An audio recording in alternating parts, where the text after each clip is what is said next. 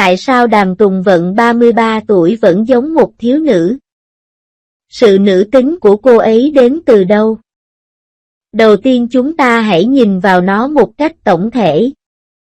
Ấn tượng chung về Đàm Tùng Vận là cô ấy rất trẻ con, rất mềm yếu và không có sức tấn công. Điều này liên quan nhiều đến các đường nét khác nhau trên khuôn mặt cô ấy. Tổng thể các đường nét trên khuôn mặt của cô ấy rất mềm mại và mịn màng. Trán tương đối rộng, khóe mắt là phần rộng nhất trên toàn bộ khuôn mặt. Các đường nét trên khuôn mặt thu nhỏ dần từ khóe mắt, có độ dốc lớn. Những đường nét trên khuôn mặt như vậy sẽ khiến khuôn mặt bạn trông nhỏ đi, và khuôn mặt nhỏ cũng là một điểm rất quan trọng để trông trẻ hơn. Ví dụ như hình dáng khuôn mặt của Lưu Hạo Nhiên. Lông mày. Lông mày của Đàm Tùng Vận không có đỉnh lông mày rõ ràng, tương đối mềm mại và hơi cao, trông vui tươi hơn và không khiến người ta cảm thấy hẹp hòi. Hàm. Bạn có thể thấy rõ rằng cằm của chúng rất ngắn, có đường nét mềm mại nhưng không có mỡ thừa và trông rất nhỏ. Cằm ngắn là điểm mấu chốt của sự phát triển của trẻ vị thành niên. Nhưng cằm càng ngắn thì người đó trông càng trẻ. Ví dụ như Thích Vi, mặc dù cằm của Thích Vi rất ngắn nhưng trông nó càng hầm hố và xinh đẹp khi phù hợp với các đặc điểm và đường nét trên khuôn mặt của cô. Trán. Nếu muốn trông trẻ con thì trán cũng cần thiết. Trước hết, trán không nên quá hẹp, nếu không sẽ khiến nửa dưới của khuôn mặt nổi bật hơn và dễ tạo ấn tượng về khuôn mặt to. Và phía dưới trán nên hẹp hơn, tức là khoảng cách từ lông mày đến chân tóc phải ngắn hơn, điều này sẽ rút ngắn hiệu ứng thị giác của toàn bộ khuôn mặt. Đường chân tóc. Không có yêu cầu gì lớn đối với phần chân tóc, chỉ cần bo tròn và phần tóc mai không quá lộ liễu. Bạn có thể cắt bớt một ít tóc để chỉnh sửa, không khó. Mắt. Dù là Đàm Tùng Vận hay Điền Hy Vi, đặc điểm chung của đôi mắt của họ là chúng ngắn và tròn. Đặc điểm của mắt Hưu là tròn và có khí chất. Bạn cũng có thể tham khảo Điền Hy Vi. Đôi mắt to tròn của cô ấy rất đặc biệt trong làng giải trí. Đây cũng là một yếu tố quan trọng tạo nên vẻ ngoài nữ tính của Điền Hy Vi. Cùng với khuôn mặt ngắn, vẻ ngoài nữ tính của Điền Hy Vi thực sự rất vẫn có đường nét rất mịn và khóe mắt không quá sắc nét. Mũi. Chiếc mũi cũng là nguồn gốc quan trọng tạo nên cảm giác trẻ con của Đàm Tùng Vận. Toàn bộ chiếc mũi của cô ấy rất ngắn, chỉ có một đoạn ngắn từ gốc đến cánh mũi, rất giống mũi của một đứa trẻ. Chân mũi rất thấp, thậm chí khi nhìn từ bên cạnh, chiều cao của mũi cũng không cao lắm. Hơn nữa, chiếc mũi của cô ấy rất nhỏ, có thể nhìn thấy một chút lỗ mũi, điều này càng làm tăng thêm vẻ dễ thương cho toàn bộ con người cô ấy. Miệng. Người ta nói rằng miệng quyết định giới hạn dưới của ngoại hình của một người. Hình dạng và độ dày của miệng ảnh hưởng rất nhiều đến tính khí của bạn. Như chúng tôi đã đề cập trước đó, các đường nét trên toàn bộ khuôn mặt phải mềm mại để trông trẻ. Cô ấy rất mịn, không có góc cạnh và đường viền môi tương đối mờ.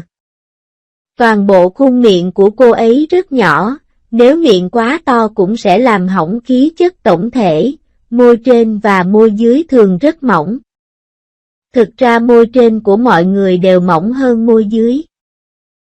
Không quan trọng lắm, chủ yếu là môi trên.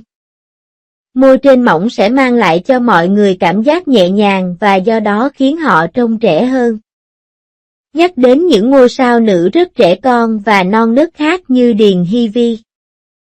Môi trên của Điền Hy Vi tương đối mỏng và không thể nhìn thấy khi cô ấy cười. Ngày xưa cũng có Trương Tuyết Nghênh, môi trên của cô ấy rất mỏng, khi cười không thể nhìn thấy nên ai cũng cho rằng nụ cười của cô ấy tràn đầy sức trẻ. Răng cũng là một lý do. Nhưng vì đề cập trước đó nên tính trẻ con và nữ tính của cô ấy không mạnh mẽ như Đàm Tùng Vận và Điền Hy Vi. Răng. Không có yêu cầu gì lớn về răng, miễn là chúng thẳng và không quá to. Buổi chia sẻ ngày hôm nay chỉ vậy thôi, hẹn gặp lại các bạn lần sau. Tin 02. Bộ phim mới của Đàm Tùng Vận sẽ sớm ra mắt. Vẻ ngoài tỏa nắng của em ấy đáng yêu đến mức làm ấm lòng người. Tại Hội nghị Thế giới Weibo năm nay, Đàm Tùng Vận chắc chắn là người được chú ý nhất. Khoảnh khắc cô xuất hiện, dường như cả thế giới đều trở nên tươi sáng hơn, nhìn thấy vẻ đẹp khiến người ta cảm thấy vui vẻ. Cô có hai lọn tóc xoăn ở phía trước và một bông hoa lớn ở phía sau. Toàn bộ diện mạo toát lên cảm giác thoải mái đồng thời để lộ cảm nhận đã ngoài 30 tuổi, không còn phù hợp đóng vai học sinh nữa. Ngoại hình phía trên của cô ấy vừa đáng yêu vừa trưởng thành. Bạn có thể gọi nó là một cái nhìn hoàn hảo.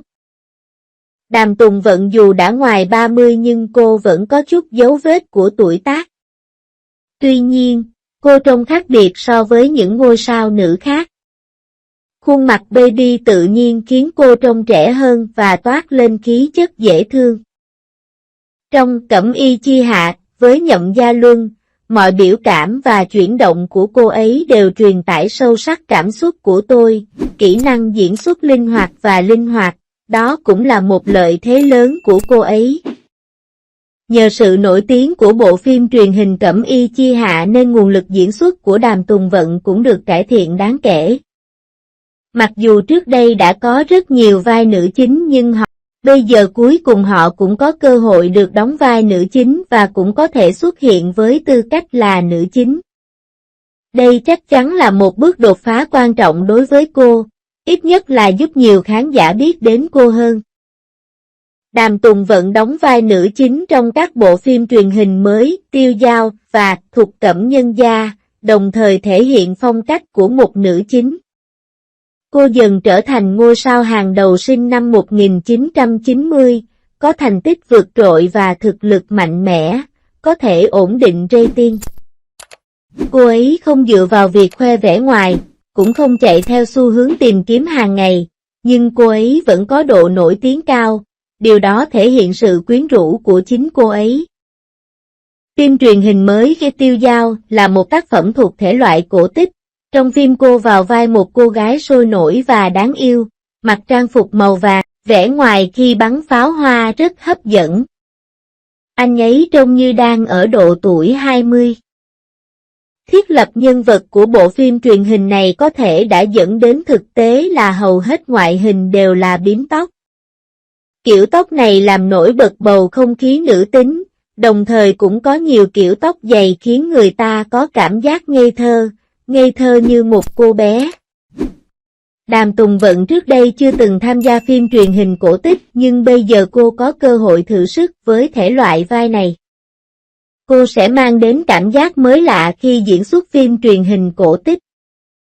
Ở một góc nhìn khác, hình tượng của Đàm Tùng Vận phù hợp để đóng vai dễ thương hơn, nhưng không phù hợp để đóng vai tiên nữ vì cô thiếu đi thần thái thần tiên tao nhã. Đặc biệt về cách ăn mặc và tạo kiểu, nó còn cần phải phù hợp với hình dáng khuôn mặt của cô. Cuộc thảo luận tiếp theo là về tuổi của Đàm Tùng Vận.